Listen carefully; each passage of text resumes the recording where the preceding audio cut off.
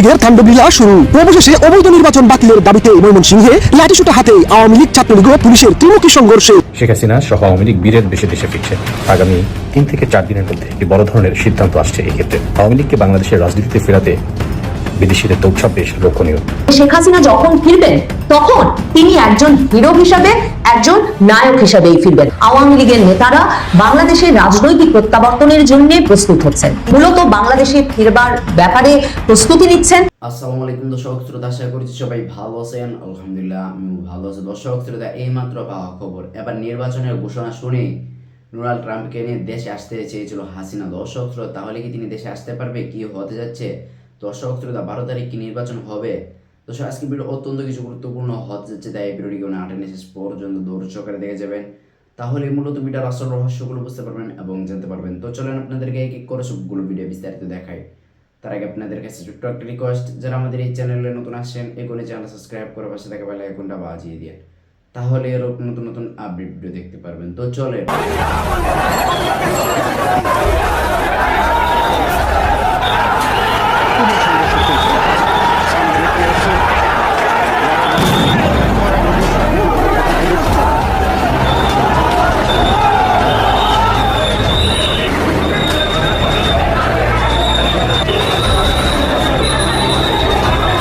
এবার আওয়ামী লীগ ও ছাত্রলীগের তাণ্ডবলীলা শুরু। অবশেষে অবৈধ নির্বাচন বাতিলের দাবিতে ময়মনসিংহে লাঠিসোঁটা হাতে আওয়ামী লীগ ছাত্রলীগ ও পুলিশের ত্রিমুখী সংঘর্ষে রণক্ষেত্র ময়মনসিংহের রাজপথ। আওয়ামী লীগ ছাড়া যে নির্বাচন সম্ভব না, দেশের বিভিন্ন জায়গায় পুলিশের সাথে আওয়ামী লীগের একের পর এক সংঘর্ষের ঘটনায় আসল প্রমাণ দেয়। আওয়ামী লীগের অস্তিত্ব রক্ষার্থে সংঘবদ্ধ এবার নেতাকর্মীরা। তাই এবার আওয়ামী লীগবিহীন নির্বাচন বাতিলের দাবিতে ময়মনসিংহে লাঠিসোঁটা হাতে আওয়ামী লীগ ও ছাত্রলীগের নেতাকর্মীরা একজুট হয়ে পুলিশের সামনে মুখোমুখি হলে পুলিশ নিয়ন্ত্রণে আনতে টিয়ার গ্যাস নিক্ষেপ করলে সেটি রূপ নেয় ত্রিমুখী সংঘর্ষে। আওয়ামী লীগ হলো ফিনিক্স পাখির মতো, যতই আঘাত আসুক তারা উল্টো দ্বিগুঞ্জরের গতিতে ফিরে আসবে। আওয়ামী লীগের তো সহজে শেষ হয়ে যাওয়ার দল না, যা এবার ময়মনসিংহে পুলিশের সাথে মুখোমুখি হয়ে নিজেদের দুঃসাহস দেখিয়ে দিয়েছে আওয়ামী লীগ ও ছাত্রলীগের নেতাকর্মীরা। এবার হয় এসপার নয় ওসপার। আওয়ামী লীগকে বাংলাদেশের রাজনীতিতে ফেরাতে বিদেশিদের দৌড়ঝাঁপ বেশ লক্ষণীয়। বলা যেতে পারে আগামী 3 থেকে 4 দিনের মধ্যে একটি বড় ধরনের সিদ্ধান্ত আসছে। এই ক্ষেত্রে এটা যেমন দেশীয়ভাবে, এটি তেমন বাইরের চাপ থেকেও হবে। কি কি কারণে কেন এমন কথা বলা হচ্ছে, আপনারা আশা করি শিডিউল দেখলে সেটা বুঝতে পারবেন। আপনারা দেখবেন যে দ্য গার্ডিয়ান পত্রিকা বেশ স্পষ্টভাবে শিরোনামে লিখেছে যে শেখ হাসিনা সহ আওয়ামী লীগ বীরের বেশে দেশে ফিরছে। এবং এটি কোনো পেইড কন্টেন্ট না, তারা বিভিন্ন অ্যানালাইসিসে দেখিয়েছেন এবং সেখানে তারা বলছেন যে শেখ হাসিনা গত 2 থেকে 3 মাস প্রায় 16 ঘন্টা ওয়ার্কআউট করেছেন। বেসিক্যালি গত 2 মাস তিনি বিশ্বের বিভিন্ন দেশের গণমাধ্যমের সাথে বক্তব্য দিয়েছেন। এটি মূলত বিশ্ববাসীকে জানাতে বাংলাদেশের পরিস্থিতি কী, বাংলাদেশের জঙ্গিবাদের উত্থান, সন্ত্রাসবাদের উত্থান, এগুলো যেমন বলেছেন, তেমনি আওয়ামী লীগের প্রায় 40% বা অন্যান্য দলের প্রায় অর্ধেক জনগোষ্ঠীকে বাকি রেখেই দেশে একটি প্রহসনের নির্বাচন অনুষ্ঠিত হতে যাচ্ছে, যার ফলে দেশের একটি গ্রহণযোগ্য নির্বাচন হবে না এবং দেশ স্থিতিশীল হবে না বলে শেখ হাসিনা সাক্ষাৎকারে একাধিকবার বলেছেন। এটি মূলত বিশ্ববাসীর দৃষ্টি আকৃষ্ট হয়েছে। আমরা জানি যে ভারতের সাথে আমেরিকার বাণিজ্য চুক্তি সম্পাদিত হয়েছে এবং আজ মূলত জয়শঙ্করের নেতৃত্বে একটি 21 সদস্য দল ওয়াশিংটনে পৌঁছেছে এবং সেখানে বাংলাদেশ তাদের দ্বিপাক্ষিক বিষয় ছাড়াও বাংলাদেশের বিষয়টি গুরুত্ব পাবে। বিশেষ করে আঞ্চলিকতা ইস্যুতে আপনারা জানেন যে ভারত এখানকার অবস্থানে ওয়াশিংটনের সাথে একযোগে কিভাবে কাজ করবে সেই বিষয়টি আলোচনা উঠে আসবে বলে একাধিক গণমাধ্যমে কিন্তু এর মধ্যে খবর বের হয়েছে। ভারতের স্বরাষ্ট্রমন্ত্রী অমিত শাহ বেশ হুঙ্কার দিয়ে বলেছেন যে অনেক কিছু হয়েছে, তবে এরপর ভারত আর কোনো কিছুতে ছাড় দেবে না নিরাপত্তা সংক্রান্ত যে কোনো ইস্যুতে, এবং ভারত সঠিক সময়ে সঠিক সিদ্ধান্ত করার জবাব দেবে বলে অমিত শাহ এবার হুঁশিয়ারটা এসেছে। অর্থাৎ বলা যাচ্ছে যে টানটান বিষয়টি কিন্তু লক্ষ্য করা যাচ্ছে এবং আপনারা দেখবেন যে ঘন ঘন বিভিন্ন দেশের রাষ্ট্রদূতরা দেখা করছেন, আমাদের নির্বাচন সংক্রান্ত বিষয়, নিরাপত্তা বিষয়ে জানতে চাচ্ছেন এবং এরই মধ্যে জানেন যে বিশ্বের প্রায় সব দেশই তাদের নাগরিকদের বাংলাদেশে ভ্রমণ সতর্কতা জারি করেছে। যুক্তরাষ্ট্র, যুক্তরাজ্য, কানাডা, অস্ট্রেলিয়া, বিশ্বের প্রায় সব দেশই যেখানে একটি উৎসবমুখর নির্বাচন হবে, সবাই আসবে, সেখানে সবাই তাদের নাগরিকদের ভ্রমণ সতর্কতা জারি করেছে, অ্যালার্ট জারি করেছে। তো এটি একটা বিষয় রয়েছেই এবং আপনারা দেখবেন এর মধ্যে কেন হবে না। আসিফ মাহমুদ সজীব ভাই কিন্তু বলেছেন নির্বাচনে তাদের একটি বিশেষ বাহিনী প্রস্তুত আছে। তো কেন এই ধরনের কথা বলছেন, এটির অবশ্য কোনো সুরাহা বা কোনো জবাব এখনো পর্যন্ত মেলেনি। আপনারা দেখবেন যে একটি বিষয় হয়েছে যে জামাতের যে স্ট্যাটাসটি একটি মূলত করা হয়েছে, অনেকেই বলছেন একটি জামাতের নিজস্ব তরফ থেকেই খুবই ঠান্ডা মাথায় করা হয়েছে, এই কারণে যে নির্বাচনের 2-3 দিন আগে তারেক রহমানকে ঘিরে অনুরূপ একটি স্ট্যাটাস আসতে পারে যেটি তারেক রহমানকে বিচলিত করতে পারে। তো এটি নিয়ে সরগরম আলোচনা করছে। আলোচনা ডাইভার্ট করার জন্য বঙ্গভবনে রাষ্ট্রপতি রাষ্ট্রপতির সাথে জামাতের ঊর্ধ্বতন নেতাদের বৈঠক একটি বিশেষ তাৎপর্যপূর্ণ বহন করে এবং সেক্ষেত্রে এটি খুবই গুরুত্বপূর্ণ। আপনারা দেখবেন যে ছবিতে রাষ্ট্রপতি মোহাম্মদ শাহাবুদ্দিনকে কিন্তু বেশ হাস্যোজ্জ্বল দেখা গেছে। এটি মূলত কখনোই হবার নয়, তা যে এটি একটি গুরুত্বপূর্ণ মেসেজ যে নিশ্চয়ই কিছু একটি আছে। যেটি বলা হচ্ছিল, জামাত যদি মনে করে যে সামান্যতম তার জয়ের ব্যাপারে সন্দেহ রয়েছে, জামাত কিন্তু যে কোনো উপায়ে নির্বাচনটি হতে দিবে না। কাজেই বোঝা যাচ্ছে যে সেরকমই একটি আভাস বোঝাই যাচ্ছে বিষয়ে। এবং শেখ হাসিনার ফেরতের ব্যাপারটি রাজনীতি স্থিতিশীলতার বিষয়টিও সামনে আসছে। অবশ্য জামাতের সাথে রাষ্ট্রপতির বৈঠকে কি বিষয় নিয়ে কথা হয়েছে সেটি আসেনি, যদি উপরে একটি দেখানো হয়েছে বঙ্গভবন থেকে একজন কর্মকর্তাকে গ্রেপ্তার করা হয়েছে জামাতের আমিরের আইডিটি হ্যাক করার বিষয়, কিন্তু এটা অনেকেই বলছে এটা একটা আইওয়াশ। আসলে মূলত ভিন্ন একটি আলোচনা করতে জামাতের ঊর্ধ্বতন কর্মকর্তারা রাষ্ট্রপতির সাথে সাক্ষাৎ করেছেন। এবং আমরা তাহলে বোঝাই যাচ্ছে যে একটা কিছু হতে যাচ্ছে। এবং গার্ডিয়ানের সাক্ষাৎকার মতে সেখানে আপনারা জানেন যে দিল্লিতে বাংলাদেশ সময় আজকে শেখ হাসিনার সাথে সাক্ষাৎ করেছেন বাংলাদেশ সাবেক স্বরাষ্ট্রমন্ত্রী আসাদুজ্জামান খান কামাল, জাহাঙ্গীর কবির নানক, এবং আমরা জানি যে ওখানে আমাদের বাহাউদ্দিন নাসিম এবং সেখানে সিনিয়র যারা নেতারা রয়েছেন তারা সবাই দিল্লিতে শেখ হাসিনার সাথে বিশেষ গুরুত্বপূর্ণ বৈঠকটি করতে যাচ্ছেন। এবং সেখান থেকে আশা রেখে নির্বাচনের আগে একটি গুরুত্বপূর্ণ বার্তা এবং সর্বশেষ বার্তাটি শেখ হাসিনা পৌঁছে দেবেন।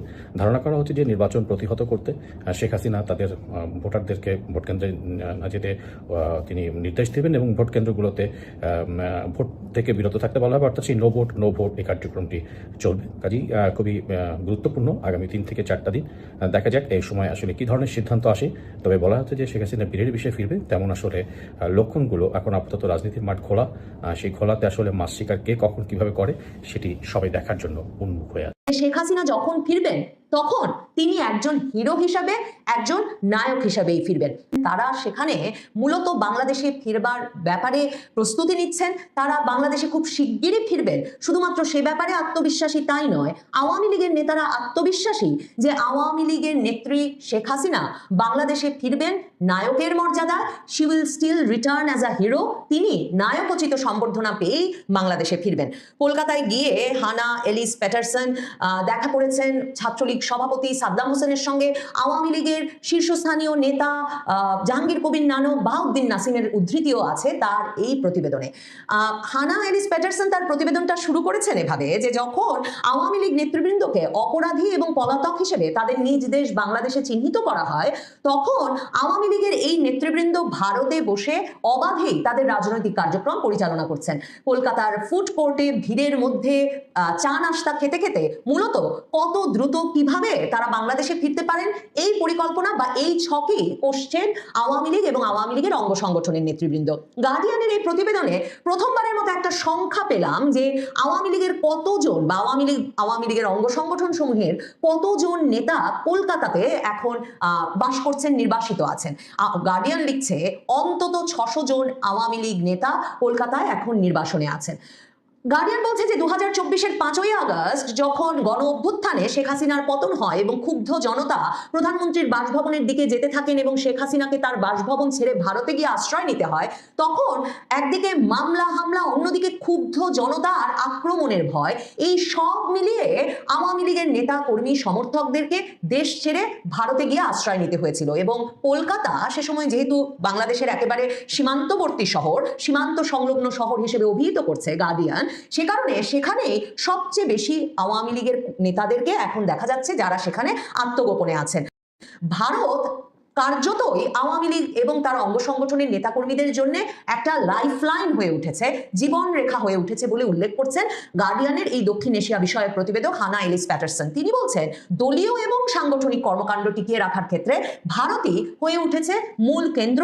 গত বছরের মে মাসে, 24-এর মে মাসে যখন অন্তর্বর্তী সরকার আওয়ামী লীগের কার্যক্রম নিষিদ্ধ ঘোষণা করলো এবং আওয়ামী লীগের নেতা কর্মীদের বিরুদ্ধে ব্যাপক পরিমাণ মামলা দায়ের করা হলো হত্যাকাণ্ডের অভিযোগে, দুর্নীতি সহ একাধিক অভিযোগে, এবং 12ই ফেব্রুয়ারির নির্বাচনে মানে আসন্ন নির্বাচনেও আওয়ামী লীগকে অংশ নিতে দেওয়া হবে না, আওয়ামী লীগকে কোনো রকম নির্বাচনী কর্মকাণ্ডে অংশগ্রহণ করতে দেওয়া হবে না, এই সিদ্ধান্ত নিয়ে ফেলা হলো। এবং শেখ হাসিনাকে আন্তর্জাতিক অপরাধ ট্রাইব্যুনালে বিচারের মুখোমুখি করে মৃত্যুদণ্ডের রায় ঘোষিত হলো। তখনও ভারতই সেই কেন্দ্র হয়ে উঠেছে যেখানে আওয়ামী লীগের নেতা কর্মীরা তাদের রাজনৈতিকভাবে বাংলাদেশে ফিরে যাওয়ার সম্পূর্ণ পরিকল্পনা করছেন। এখানে গার্ডিয়ান প্রতিবেদক দিল্লি যান নাই, কাজে গার্ডিয়ান প্রতিবেদকের শেখ হাসিনার সাক্ষাৎ প্রার্থনা করেছিলেন কিনা বোঝা যাচ্ছে না। দিল্লিতে কিভাবে কার্যক্রম চলছে সে বিষয়ে তিনি আওয়ামী লীগের নেতাদের মুখেই কলকাতায় শুনে লিখছেন বলে ধারণা করি। সেখানে তিনি বলছেন যে দিল্লিতে অত্যন্ত সুরক্ষিত একটি বাসভবনে শেখ হাসিনা প্রায় গত 1 বছরের বেশি সময় ধরেই আওয়ামী লীগের সাবেক এমপি শীর্ষ নেতাদের সঙ্গে নিয়মিত বৈঠক করছেন এবং সেই বাসভবনে বসে মানে ভারত সরকারের সম্পূর্ণ সমর্থনে শেখ হাসিনা আওয়ামী লীগের নেতা কর্মী সমর্থকদের সঙ্গে বাংলাদেশ থেকে শুরু করে সারা পৃথিবীতে যোগাযোগ রাখছেন। সারা দিনের বেশিরভাগটা সময় ঘন্টার পর ঘন্টা ধরে তিনি নানা বৈঠকে অথবা নানা টেলিফোন কলে নেতা কর্মীদের সঙ্গে সংযুক্ত থাকছেন। সাদ্দাম হোসেন যিনি কিনা ছাত্রলীগের সভাপতি, গার্ডিয়ান মনে করাচ্ছে যে ছাত্রলীগ নিষিদ্ধ ঘোষিত হয়েছে, সেই ছাত্রলীগ সভাপতি সাদ্দাম হোসেন দিল্লিতে গিয়ে শেখ হাসিনার সাক্ষাৎ পেয়েছিলেন এমন কথা উল্লেখ করে গার্ডিয়ান বলছে যে সাদ্দাম হোসেন গার্ডিয়ানকে জানিয়েছেন যে তাদের নেত্রী শেখ হাসিনা বাংলাদেশে থাকা তাদের কর্মী, নেতা, তৃণমূল নেতৃত্ব এমনকি বিভিন্ন পেশাজীবী সংগঠনের সঙ্গে সার্বক্ষণিক যোগাযোগ গড়ে তুলেছেন। সাদ্দাম হোসেন গার্ডিয়ানকে বলেছেন তিনি দলকে আগামী সংগ্রামের জন্য, আপকামিং স্ট্রাগলের জন্য সম্পূর্ণ প্রস্তুত করেছেন এবং সাদ্দাম হোসেন বলছেন যে কখনো কখনো শেখ হাসিনা দিনে 15-16 ঘন্টা ফোন এবং মিটিংয়ে থাকেন।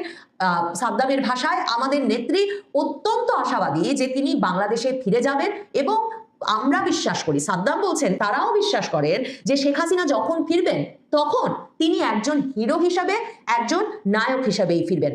গার্ডিয়ান বলছে যে আওয়ামী লীগ 12 ফেব্রুয়ারির যে নির্বাচন অনুষ্ঠিত হতে যাচ্ছে সেই নির্বাচনটি কোনো রকম রাজনৈতিক গণতান্ত্রিক বৈধতা পাবে না, কারণ সেখানে আওয়ামী লীগকে অংশ নিতে দেওয়া হচ্ছে না। এই দাবি করে ইউনূসকে ডেভিল আখ্যা দিচ্ছে, মানে শয়তান আখ্যা দিয়ে বলছে যে ইউনূস শেখ হাসিনার ওপর এক রকমের ব্যক্তিগত প্রতিশোধ নিচ্ছেন। গার্ডিয়ান বলছে ইউনূস এই অভিযোগ নাকচ করেছেন। জাহাঙ্গীর কবির নানকের সঙ্গে কথা হয়েছে গার্ডিয়ান পত্রিকার, যিনি আওয়ামী লীগের একজন সাবেক মন্ত্রী এবং শীর্ষস্থানীয় নেতা ছিলেন। তিনি বলেছেন তারা তাদের কর্মীদেরকে এবং বাংলাদেশে থাকা সকল নেতাকর্মী সমর্থককে নির্দেশনা দিয়েছেন যে কোনোভাবেই যাতে ওই শ্যাম প্রসেসে, ভুয়া নির্বাচনের প্রসেসে কোনোভাবে আওয়ামী লীগের কোনো নেতা কর্মী সমর্থক অংশ না নেন এবং তারা যাতে সেই নির্বাচনের সকল কিছু বর্জন করেন, ভোট দিতে যাওয়া বর্জন করেন, প্রচারণা কার্যক্রম বর্জন করেন, সকল প্রক্রিয়া বর্জন করেন। এবং গার্ডিয়ান তখন বলছে যে যদিও আওয়ামী লীগের যারা সমালোচনাকারী তারা আওয়ামী লীগ এই যে এখন অংশগ্রহণমূলক নির্বাচনের কথা বলছে, গণতন্ত্রের কথা বলছে, মানবাধিকারের কথা বলছে, গণমাধ্যমের স্বাধীনতার কথা বলছে, এগুলোকে তারা অনেকেই বলছে যে শেখ হাসিনার আমলেও সেগুলো রক্ষিত হয়নি, কিন্তু গার্ডিয়ান এখানে গুরুত্বের সঙ্গে উল্লেখ করছে ইউনূসের অন্তর্বর্তী সরকারও সমালোচনার বাইরে নয়। সাংবাদিকদের বিরুদ্ধে ইউনূস আমলে সন্ত্রাস বিরোধী আইনের অপব্যবহার, মত প্রকাশের স্বাধীনতা ও সংখ্যালঘু অধিকার রক্ষা করতে ব্যর্থতা এবং আইন শৃঙ্খলার গুরুতর অবনতির অভিযোগ উঠেছে। শেখ হাসিনাকে মৃত্যুদণ্ড দিয়েছে যে আন্তর্জাতিক অপরাধ ট্রাইব্যুনাল, গার্ডিয়ান লিখছে সেটিও আন্তর্জাতিক মান মানেনি, সে অভিযোগে সমালোচিত হচ্ছে। প্রতিশোধের নামে দেশ জুড়ে যে ব্যাপক সহিংসতা ছড়িয়ে পড়েছে, আওয়ামী লীগ দাবি করেছে তাতে তাদের শত শত কর্মী হামলার শিকার হয়েছেন, নিহত হয়েছেন এবং মাসের পর মাস জামিন ছাড়া কারাবন্দী রয়েছেন। অনেকেই এখনো আত্মগোপনে পালিয়ে থাকছেন। গার্ডিয়ানকে ছাত্রলীগ সভাপতি সাদ্দাম হোসেন বলেছেন, আমরা কলকাতায় আছি জেলের ভয় না, আমরা জানি দেশে ফিরলে আমাদের মেরে ফেলা হবে। গার্ডিয়ান এই যে আওয়ামী লীগের নেতারা কোন পরিস্থিতিতে গিয়ে কলকাতায় আছেন বা ভারতে আছেন এবং কোন পরিস্থিতিতে গিয়ে তারা ভারতে রাজনৈতিক কার্যক্রম চালাতে বাধ্য হচ্ছেন সেটা পরিষ্কারভাবে এই প্রতিবেদনে তুলে ধরেছে। কিন্তু গার্ডিয়ান একটা ভূ রাজনৈতিক টানাপোড়েনের চিত্র তুলে এনেছে। গার্ডিয়ান বলছে যে এই যে ভারত হয়ে উঠেছে মূল কেন্দ্র, যেই রাজনৈতিক দলটিকে অন্তর্বর্তী সরকার নিষিদ্ধ করেছে, যেই সাবেক প্রধানমন্ত্রীকে অন্তর্বর্তী সরকারের আমলে বিচারের মুখোমুখি করে মৃত্যুদণ্ড দেওয়া হয়েছে, তারা যে বাংলাদেশ সরকারের প্রত্যর্পণের আহ্বানে, মানে শেখ হাসিনাকে বাংলাদেশে ফেরত পাঠিয়ে বিচারের মুখোমুখি করার আহ্বানে কোনো সাড়া না দিয়ে শেখ হাসিনাকে নিরাপদ আশ্রয় দিয়েছেন এবং রাজনৈতিক কার্যক্রম পরিচালনার সম্পূর্ণ স্বাধীনতা দিচ্ছেন, এটা ভারতের সঙ্গে বাংলাদেশের সম্পর্ককে অস্বস্তিকর করে তুলেছে। এর ভূরাজনৈতিক টানাপোড়েন সৃষ্টি হয়েছে, জিও পলিটিক্যাল একটা টেনশন সৃষ্টি হয়েছে বলে গার্ডিয়ান লিখছে। শেখ হাসিনা যখন 23শে জানুয়ারি দিল্লিতে প্রকাশ্য সভায় এসে বক্তব্য রেখেছেন অডিও বার্তার মাধ্যমে, তারপর এই টানাপোড়েন এক রকমের তুঙ্গে উঠেছে দিল্লিতে ওই সভায় বক্তব্য রাখাকে গার্ডিয়ান জনসমাবেশে তার প্রথম প্রকাশ্য ভাষণ, শেখ হাসিনার প্রথম প্রকাশ্য ভাষণ হিসেবে উল্লেখ করেছে এবং সেই ভাষণে তিনি যে নির্বাচনকে প্রত্যাখ্যান করেছেন, ইউনূসকে জোর করে ক্ষমতা দখলকারী বলে অভিযোগ করেছেন এবং বাংলাদেশকে একটা রক্তে ভেজা রাষ্ট্র, ব্লাড সোকড কান্ট্রি হিসেবে অভিহিত করেছেন, এগুলো উল্লেখ করে গার্ডিয়ান বলেছেন এতে বাংলাদেশের পররাষ্ট্র মন্ত্রণালয় তীব্রভাবে ক্ষুব্ধ হয়ে উঠেছে। তারা বলেছে এই যে ভারত সরকার এই শেখ হাসিনাকে যে বক্তৃতা রাখতে দিয়েছে জনসমাবেশে, এটা তো প্রিয় দর্শক শ্রোতা, আপনারা তো ভিডিও দেখতে ভিডিও শেষ পর্যন্ত চলে আসেন। অবশ্যই আপনাদের মতামত কমেন্ট বক্সে জানাতে ভুলবেন না। আর নতুন নতুন আপডেট ভিডিও পেতে অবশ্যই আমাদের চ্যানেল এখনই সাবস্ক্রাইব করে দিন। তো আপনাদের সাথে আবার দেখা হচ্ছে পরবর্তী এক ভিডিওতে।